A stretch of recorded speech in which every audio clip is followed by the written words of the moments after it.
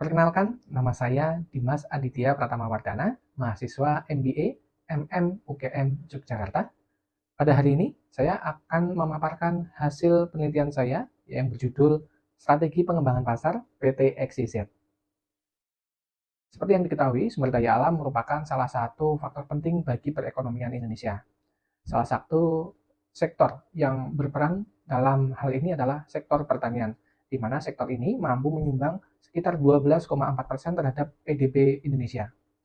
Dalam sektor ini terdapat subsektor lagi yang berperan, yaitu adalah subsektor perkebunan dengan mampu menyumbang 3,7% terhadap sektor pertanian, di mana teh merupakan salah satu komoditas di subsektor ini yang menempati peringkat ketiga terbesar di subsektor ini. Di Indonesia sendiri, teh diproduksi oleh beberapa jenis produsen, yaitu adalah perusahaan besar negara, perusahaan besar swasta, dan juga perusahaan perkebunan rakyat, seperti yang terlihat pada gambar berikut. Dalam gambar berikut dapat dilihat bahwa dalam 5 tahun terakhir, produksi Indonesia ini cenderung fluktuatif, di mana hal ini disebabkan oleh beberapa faktor, antara lain faktor iklim, kemudian faktor jumlah pekerja yang ada di kebun, dan juga jumlah upah yang diterima pekerja. Jumlah produksi yang cenderung fluktuatif ini juga berpengaruh kepada jumlah ekspor yang dilakukan oleh Indonesia. Seperti terlihat dari gambar di samping, dalam 5 tahun ke belakang, jumlah ekspor Indonesia ini dapat dikatakan stagnan. Hal ini sebagai dampak dari jumlah produksi tadi yang terkesan fluktuatif. Untuk ekspor sendiri, terdapat 5 negara tujuan terbesar yang dituju oleh Indonesia, yaitu Malaysia, Rusia, Amerika Serikat, China, dan Pakistan. Dari ekspor tersebut juga dapat dilihat bahwa nilai teh dunia sendiri dalam 10 tahun terakhir ini mengalami kenaikan. Berdasarkan data Indonesia.id, di tahun 2022 sendiri, nilai pasar teh dunia ini mencapai 229 miliar US dollar. Dan di mana hal ini akan diprediksikan terus meningkat sampai di tahun 2025. Hal ini menunjukkan sebuah potensi yang sangat besar di industri teh di dunia. Indonesia sendiri terdapat beberapa provinsi terbesar sebagai penghasil teh. Salah satunya adalah Jawa Tengah. Jawa Tengah sendiri merupakan provinsi kedua terbesar sebagai penghasil teh, di mana dengan Kabupaten Batang dan juga Banjarnegara sebagai dua kabupaten terbesar yang mampu menyumbang produksi teh nasional. Hal ini dapat terlihat di gambar di samping. Salah satu perusahaan yang berada di Jawa Tengah adalah PT XYZ. PT XYZ sendiri merupakan perusahaan perkebunan teh yang berawal dari pemerintahan kolonial Belanda, kemudian berpindah ke kolonial Jepang, dan akhirnya dimiliki oleh pemerintah Indonesia. Dari segi produksi sendiri, PT XYZ dalam 5 tahun ke belakang cenderung fluktuatif, di mana hal ini dipengaruhi oleh perubahan iklim, lalu jumlah pekerja yang ada, dan juga upah. Dari segi produksi dapat dilihat dari gambar di samping, bahwa PT XYZ dalam 5 tahun terakhir ini dapat dikatakan cenderung fluktuatif, di mana hal ini dipengaruhi oleh perubahan iklim yang terjadi, lalu jumlah pekerja yang berada di kebun, dan juga upah yang diterima. Namun demikian, perusahaan masih mampu untuk menyumbang sekitar 4,13% terhadap produksi nasional. Dilihat dari segi penjualan, dari 5 tahun terakhir dapat dikatakan bahwa penjualan perusahaan ini cenderung menurun. Namun, mereka masih mampu untuk menyumbang sekitar 3% terhadap ekspor nasional.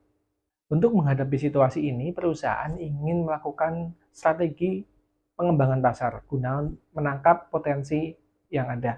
Hal ini didasarkan pada nilai pasar minuman teh di Indonesia sendiri pada tahun 2023 ini mencapai 2,29 miliar US dollar. Dengan potensi tersebut, perusahaan ingin melakukan sebuah strategi untuk mencapai end user, di mana selama ini perusahaan hanya berperan sebagai supplier saja. Untuk melakukan strategi ini, maka diperlukan sebuah analisis yang mendalam untuk mengetahui faktor-faktor apa saja yang berpengaruh kepada perusahaan, baik secara internal maupun eksternal, sehingga nanti dapat disimpulkan bagaimana strategi yang tepat bagi perusahaan untuk melakukan pengembangan pasar tersebut. Berdasarkan latar belakang yang sudah saya jelaskan dan juga rumusan masalah tersebut, maka pertanyaan penelitian dalam tesis saya yaitu yang pertama, apa saja faktor lingkungan internal dan eksternal yang relevan terhadap pengembangan strategi pasar yang dilakukan oleh PT XYZ? Kemudian, apa strategi yang relevan dengan kondisi internal dan juga eksternal dalam melakukan pengembangan pasar tersebut? Tujuan penelitian yang saya berikan yaitu sebagai berikut. Manfaat penelitian sendiri dalam tesis saya itu terbagi menjadi dua, yaitu untuk kontribusi teoritis. Diharapkan penelitian ini mampu memberikan manfaat bagi mahasiswa dan juga peneliti sebagai referensi, dan juga untuk pengembangan keilmuan, khususnya ilmu manajemen strategi yang berkaitan dengan strategi bersaing perusahaan. Kemudian untuk kontribusi praktisnya dapat membantu perusahaan XYZ dalam mengidentifikasi faktor lingkungan internal dan juga eksternal dan menganalisa strategi yang tepat bagi perusahaan. Untuk ruang lingkup penelitian ini dibatasi pada strategi pengembangan pasar dan menggunakan desain penelitian deskriptif kuantitatif dengan pengambilan data primer dan juga data sekunder. Penelitian ini juga berfokus pada PT XYZ sebagai lokasi penelitian yang dilakukan oleh penulis dan dilakukan analisis QSPM sebagai dasar framework yang digunakan. Untuk landasan teori, pada penelitian ini menggunakan teori dari Ansoff, yaitu tentang pengembangan pasar. Adalah mengambil produk terkini dan menemukan pasar baru melalui perluasan segmen pasar, cara pemasaran yang baru dan juga distribusi kanal, serta memasuki wilayah pasar yang baru. Terdapat 4 strategi menurut Ansoff, yaitu pengembangan pasar, penetrasi pasar, pengembangan produk, dan juga diversifikasi pasar. Kemudian untuk analisis internal, menurut Thomson, strategi mengelola sumber daya perusahaan akan mempengaruhi implementasi strategi yang akan dirintis. Dan untuk analisis eksternal sendiri, analisis eksternal ini mampu untuk membantu perusahaan dalam mengidentifikasi berbagai variabel di luar perusahaan yang berdampak pada kinerja perusahaan. Menurut Thomson, terdapat beberapa faktor yang mempengaruhi, mulai dari faktor ekonomi, sosial, politik, teknologi, dan juga faktor kekuatan kompetitif.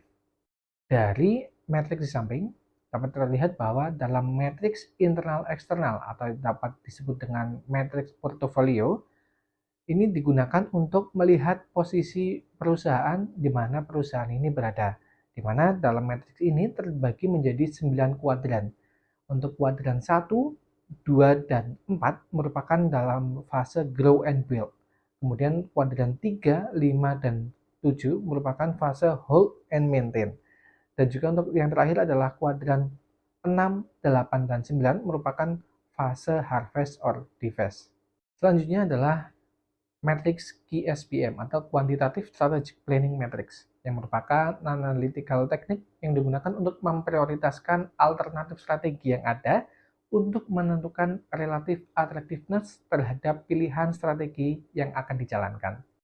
Kemudian, strategi masuk pasar atau market enter strategy adalah cara perusahaan untuk memasuki suatu segmen pasar untuk sasaran penjualan.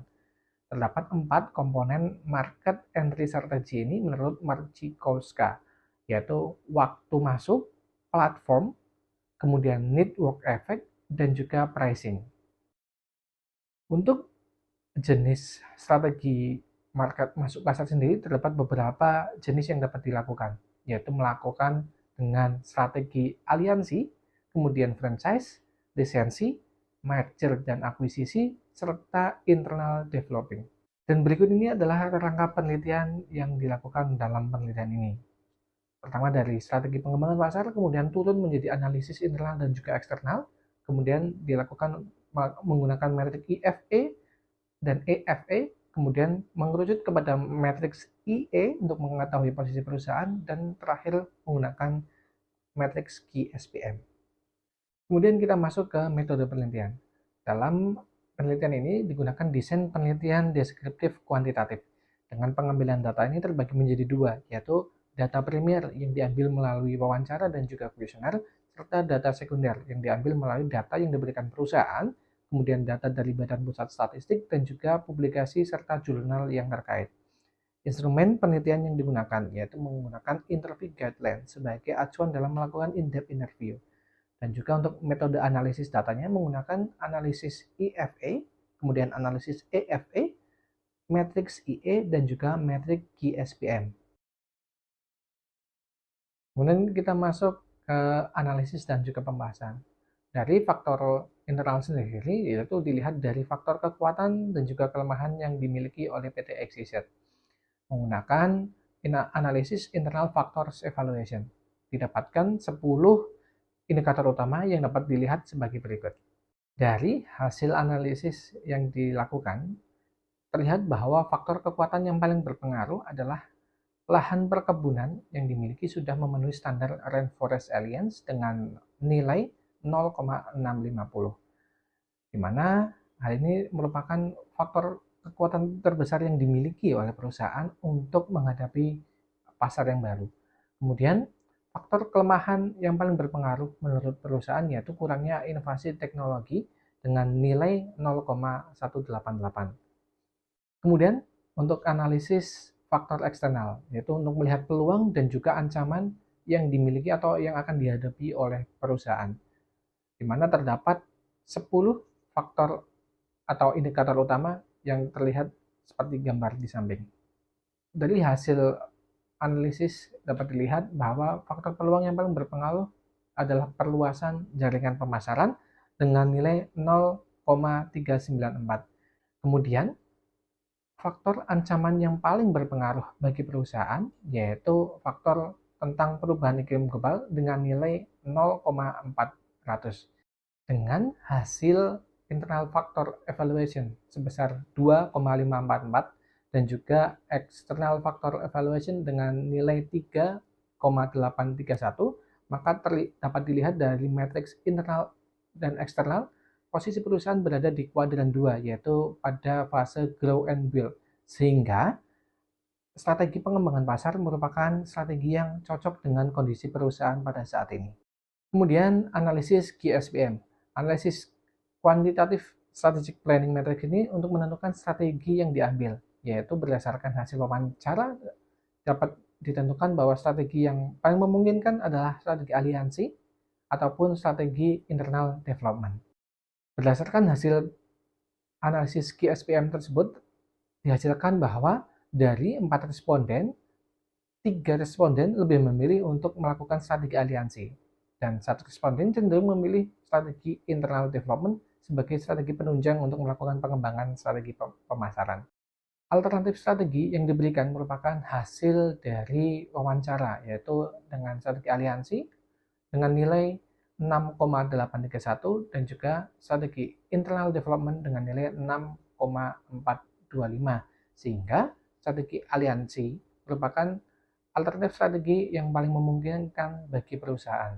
Jenis strategi aliansi yang dapat dipilih yaitu jenis joint venture dan complementary alliance, di mana menurut Krajewski dan Reisman, formula strategi harus disesuaikan dengan tingkat bisnis dan juga tingkat fungsional berdasarkan kondisi internal dan juga eksternal.